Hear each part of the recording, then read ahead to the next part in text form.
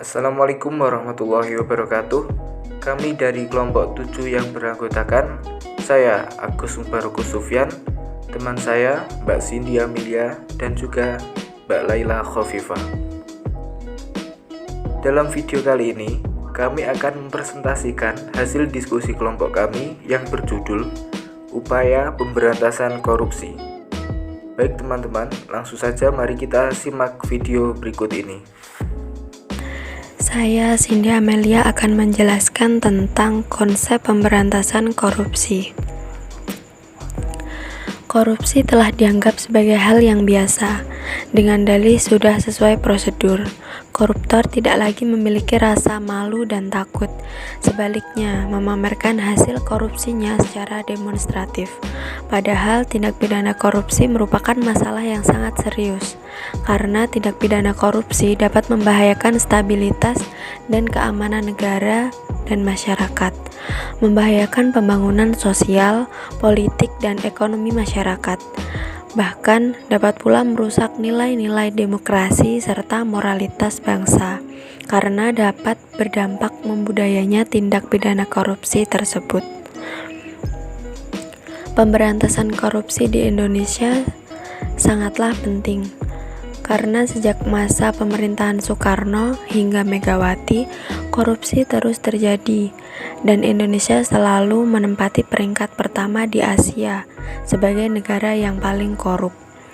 Cukup banyak peraturan perundang-undangan di Indonesia dibuat sebagai upaya memberantas korupsi. Hal tersebut merupakan wujud keinginan pemerintah Indonesia untuk memberantas korupsi. Namun, masih terdapat celah-celah hukum yang dapat disalahgunakan koruptor untuk dapat lolos dari jerat hukum. Dalam proses penegakan hukum terdapat kejahatan korupsi, terdapat suatu kenyataan adanya praktek penegakan hukum tebang pilih. Tidak saja hal ini bertentangan dengan prinsip hukum semua warga negara memiliki hak yang sama untuk diperlakukan setara di depan hukum, tetapi juga diperlakukan secara tidak sama. Baik, selanjutnya saya akan menjelaskan tentang upaya penanggulangan kejahatan korupsi dengan hukum pidana. Kebijakan penanggulangan kejahatan atau kebijakan kriminal oleh Peter Hofnagels dibedakan menjadi 3 bagian. Yang pertama, kebijakan penerapan hukum pidana. Yang kedua, kebijakan pencegahan tanpa hukum pidana.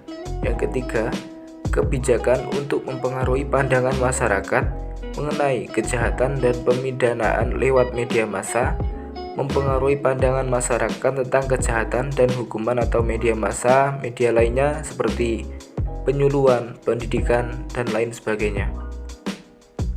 Melihat pembedaan tersebut, secara garis besar, upaya penanggulangan kejahatan dapat dibagi menjadi 2, yaitu melalui jalur penal dengan menggunakan hukum pidana, dan jalur non-penal diselesaikan di luar hukum pidana dengan sarana-sarana non-penal. Secara kasar, menurut Barda Nawawi Arif, upaya penanggulangan kejahatan melalui jalur penal lebih menitikberatkan pada sifat represif sebelum kejahatan terjadi, sedangkan jalur non-penal lebih menitikberatkan pada sifat preventif atau pencegahan. Dikatakan kasar, karena tindakan represif juga dapat dilihat sebagai tindakan preventif dalam arti luas. Sasaran dari upaya penanggulangan melalui jalur non-penal adalah menangani faktor-faktor pemicu penyebab terjadinya kejahatan ini korupsi, yakni pusat pada masalah-masalah atau kondisi-kondisi baik politik, ekonomi maupun sosial yang secara langsung atau tidak langsung dapat menimbulkan atau menumbuh suburkan kejahatan. Dengan ini, upaya non-penal seharusnya menjadi kunci atau memiliki posisi penting, atau dalam istilah yang digunakan oleh Barda Nawawi Arif, memiliki posisi strategis dari keseluruhan upaya politik kriminal. Upaya yang kedua adalah upaya penal dalam memanggil atau menggunakan hukum pidana, atau dengan menghukum atau memberi hukuman, memberikan penderitaan atau juga bisa disebut nestapa bagi pelaku korupsi. berbagai strategi dan upaya pemberantasan korupsi. Upaya atau strategi yang dilakukan untuk memberantas korupsi yang dikembangkan oleh United Nations yang dinamakan The Global Program Against Corruption dan dibuat dalam bentuk United Nations Anti-Corruption Toolkit. Pembentukan lembaga anti korupsi, pencegahan korupsi di sektor publik, pencegahan sosial dan pemberdayaan masyarakat, pengembangan dan pembuatan berbagai instrumen hukum yang mendukung pencegahan korupsi, monitoring dan evaluasi kerjasama internasional. Baiklah, saya akan menyampaikan materi yang selanjutnya, yaitu berbagai strategi dan upaya pemberantasan korupsi.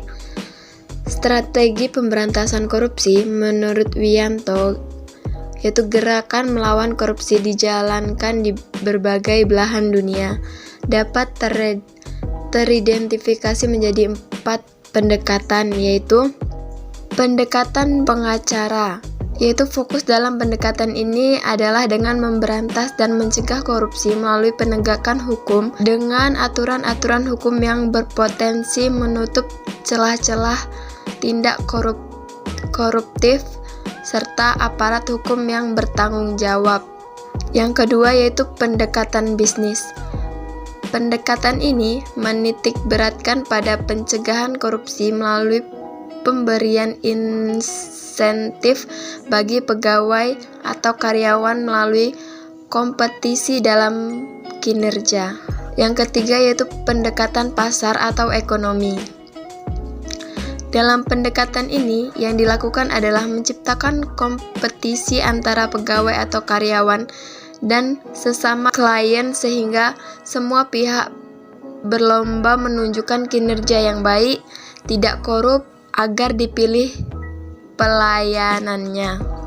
Yang keempat, pendekatan budaya.